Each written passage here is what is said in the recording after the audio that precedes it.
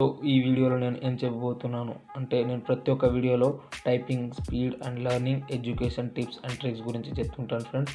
ఈ వీడియోకి నేను మీకు నచ్చినట్లయితే లైక్ చేయండి, సబ్స్క్రైబ్ చేయండి అండ్ షేర్ చేయండి ఫ్రెండ్స్.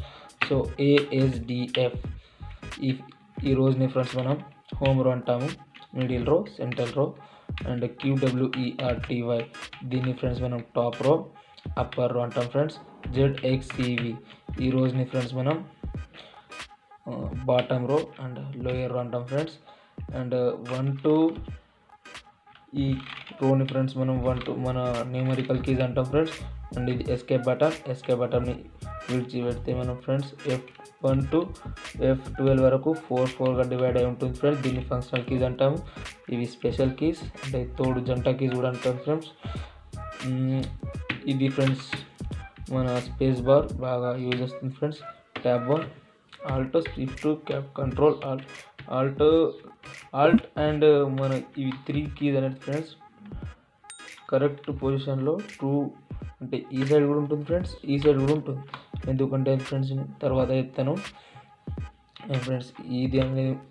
ఇదైతే మెయిన్ కీ ఫ్రెండ్స్. మన మౌస్ లేకుంటే మన మెనూ బార్ ఓపెన్ చేయడానికి ఈ కీ అనేది మనకు అవసరం పడుతుంది. అండ్ ఫ్రెండ్స్ ఇది మనం లాక్ ఏది మనం లాక్ పెట్టినామో అన్లాక్ ఉందో ఈ దాంట్లో మనకు అర్థమవుతుంది ఫ్రెండ్స్. ఇది ఫ్రెండ్స్ మనకు special keys, control keys, numerical keys. So and friends మనం ASDF GHని వదిలిపెడితే J2 JKL వరకు ఫ్రెండ్స్ ఇది మన finger position friends. And sitting position వచ్చేసి స్ట్రేట్గా ఉండాలి. అండ్ మానిటర్ టు మనకు 45 to 70 సెంటీమీటర్ గ్యాప్ ఉండాలి ఫ్రెండ్స్. అండ్ వంకర్ దింకర్ కాకుండా స్ట్రేట్గా కూర్చొని టైపింగ్ చేయండి ఫ్రెండ్స్.